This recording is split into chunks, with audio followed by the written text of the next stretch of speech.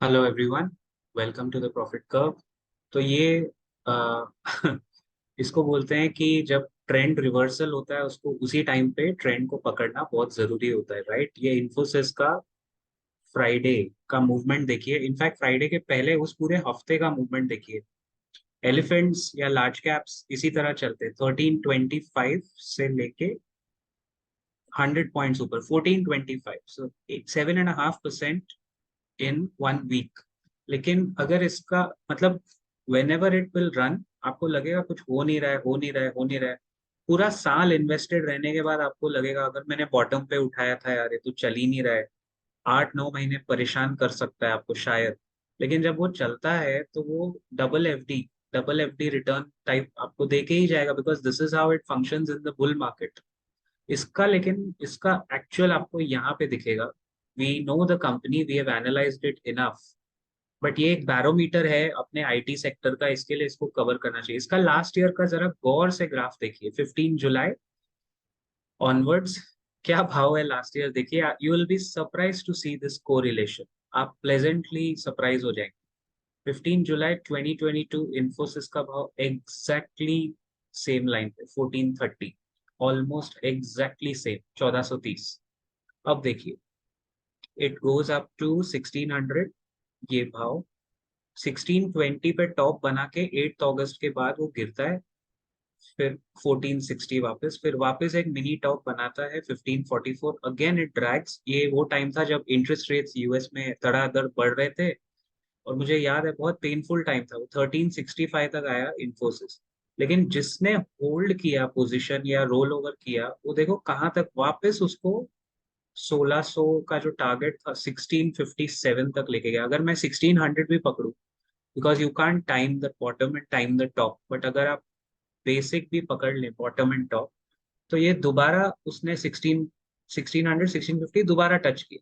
फिर उसी साल में वापस ये नीचे गिरता है 1480, इसी के लेवल पे सपोर्ट लेता है, और फिर एक बार again on 9 Feb can you see it again cross 1600। तो एक पैटर्न जो पिछले एक सवा साल में 3 बार रिपीट हुआ है, आपको दिख रहा है वो शायद चौथी बार भी रिपीट हो सकता है। It has gone this time further. हाँ, ये लास्ट क्वार्टर का रिजल्ट था 12 अप्रैल, मुझे अच्छी तरह याद है।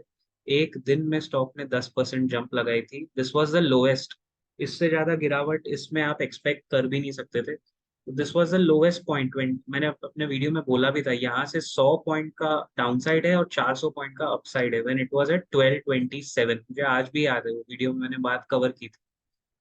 अब वहां से ये उठ के अब ऊपर आ रहा है 1425, but the interesting thing is it has first time given a closing above it's 200 डेमा।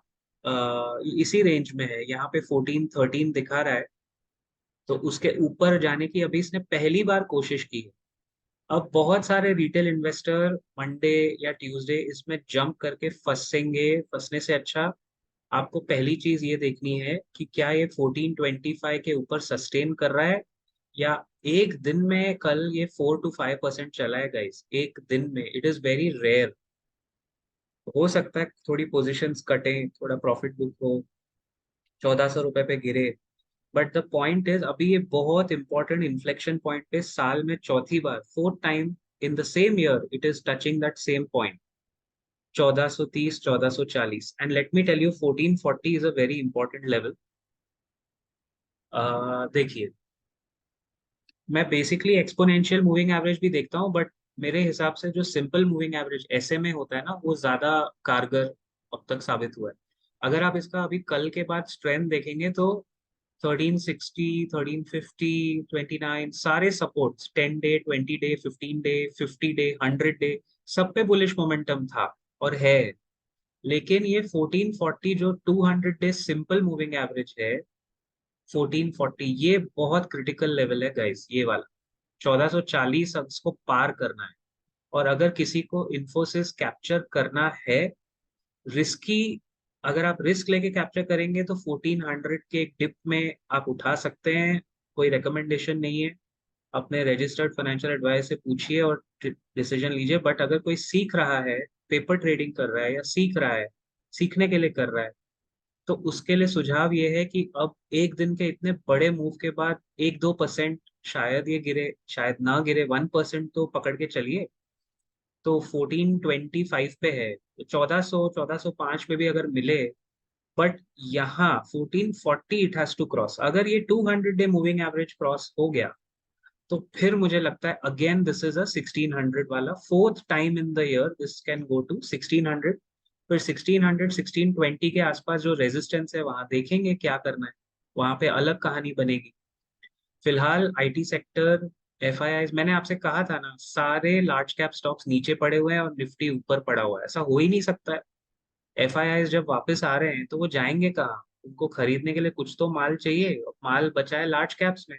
Look at how TCS went up yesterday, Infosys went up yesterday, Reliance तो ऑलरेडी वो जियो के लिस्टिंग की वजह से ऊपर जा रहा है। रिलायंस में थोड़ी करेक्शन आ रही है because of the July expiry, उन्होंने अनाउंस कर दी कि 19 जुलाई को टेम्पररी एक्सपायरी होगी और फिर वापस वो कॉन्ट्रैक्ट खुलेगा। इस वजह से लोग अपनी पोजीशन फ्यूचर्स में थोड़ी काट रहे हैं, सिंपल, उसमें कोई वो नहीं है। बट इसको आप ट्रैक कीजिए, इस पे नजर रखिए, and this is how you can make a winning trade अभी भी। No buy or sell recommendation from this video is intended.